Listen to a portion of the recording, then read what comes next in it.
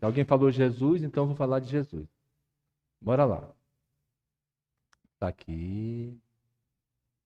É uma parábola, tá? Está em Mateus, no capítulo 4. Lembra que Jesus jamais, nunca foi ou será tentado por um espírito inferior. Nunca. Isso é uma parábola. Tá certo? Jesus traz para a criatura humana os 3 aspectos principais que a gente tem que ter cuidado. Até porque ele estava, depois do batismo, ele passou pelo deserto da Judéia e ele ia em direção a Cafarnaum, onde ele ia começar o seu apostolado. Tudo bem? Então, ele trouxe essa mensagem para todos nós com relação às tentações. Tá certo? Muito interessante. Então, entendamos então que nenhum espírito, tá certo? Porque Satanás ou o diabo, coisa parecida, né? E a gente sabe pela doutrina que é uma pessoa ainda voltada para o mal. Tudo bem? Eu sempre digo, né? Até brinco assim, né? Tu quer conhecer o Satanás? Fica com raiva e te olha no espelho. Tá ali o bichinho. Tudo bem? Então é a pessoa, tá certo? Momentaneamente voltada para o mal, porque todo mundo que está aqui tem uma fatalidade. Vai ser um anjo. Todo mundo que está aqui vai ser um anjo. Essa é a fatalidade. Deus criou cada um de nós a sua imagem e semelhança para ser um anjo, um espírito puro. Ainda estamos lá na 3ª ordem, mas a gente vai ser de primeiro um dia. Tudo bem?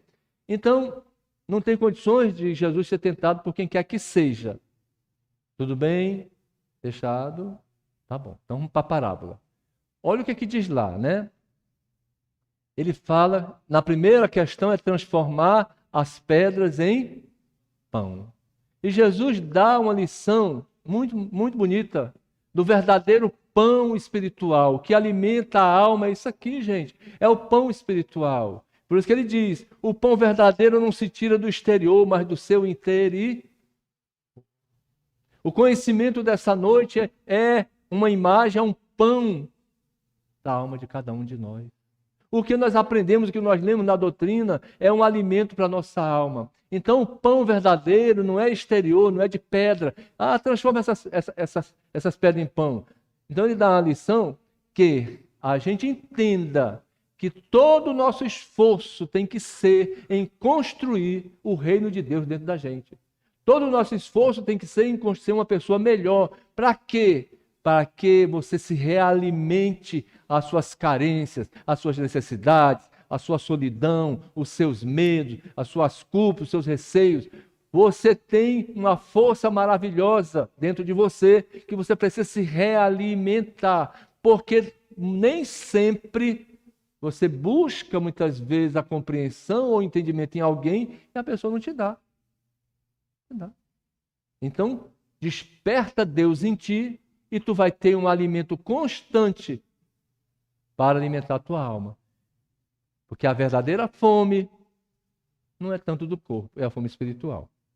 O segundo aspecto, né, para a gente não cair em tentação com relação a valores, é quando ele diz, né, é o pináculo do templo, né, ok? Que se refere à grandeza, o mais alto, o poder, tá certo? O poder verdadeiro está em quem sabe se dominar, em quem sabe se construir. Esse é o grande poder, tá certo? De gerenciar as suas emoções, ok? Esse é o grande poder, gerenciar-se. Ele tem equilíbrio, ele tem saúde, ele tem vida. Por isso que ele fala, né, como segundo momento, ok? Não procure competir com os outros, não procure ser melhor do que ninguém, não procure se elevar acima de ninguém, mas acima de si mesmo, se aperfeiçoando. Esse é o trabalho que você tem que fazer. Não vai atrás, tá certo, da fantasia do mundo, ok? Porque o mundo ele tem um paradigma, mas o mundo tem uma doença, o mundo está doente. O primeiro degrau da neurose chama-se normose. O mundo está nessa fase da normose, ok? As estruturas, okay, do mundo estão todas se deteriorando. Por quê? Porque o comportamento das pessoas está muito mais voltado para os seus interesses pessoais do que para o bem comum. Então, esse mundo aí, você vai sofrer. Ele vai te oferecer um portfólio de todo tipo. Não vá. Tá certo? Não vá. Ok? Você tem os valores necessários. Okay? Então procure essa construção, não caia nesse processo de querer dominar quem quer que seja. Procure sim se dominar. Então, essa tendência de dominar o outro, às vezes é muito sutil. Tem pessoas que às vezes é tão frágil, tão para baixo, que para elas se sentirem um pouquinho mais elevada, elas começam a meter o pau nos outros. Para baixar os outros, ela ficar por cima. Ela nem percebe isso. E as pessoas percebem. Nossa, a pessoa vive falando mal dos outros, tá certo? Ok? Mas ela está falando, ela nem avalia isso. Ela está colocando o outro para baixo, imaginando que ela está. Deu para entender? E o terceiro, né? E o terceiro para fechar, sobre a tentação de Jesus, né? As tentações principais, tá certo? Nossa, que são os valores do mundo, cuidado com ele, que é a questão do poder querer dominar o outro, para com isso, domina a ti mesmo. A terceira ele fala dos reinos da terra, né? Eu te darei os reinos da terra, ok? Se prostrar, né? Então, esse é o grande problema, que é o apego, tá certo, ao bezerro de ouro. Então, não apegar-se às coisas do mundo, pois são transitórias e passa. E quando eu crio um apego exagerado ao que é passageiro e transitório, eu já crio em mim uma sensação de insegurança, que vai gerar o quê, Tarcísio? Ansiedade. Não gera segurança, não. Não gera, gente. As coisas do mundo não gera. Não gera.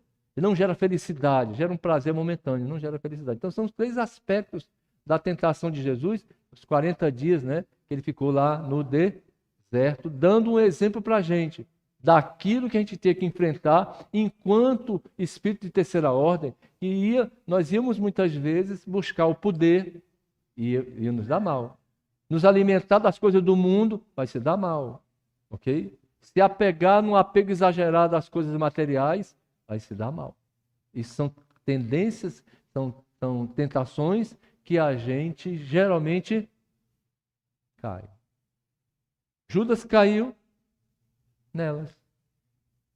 Pedro caiu nelas.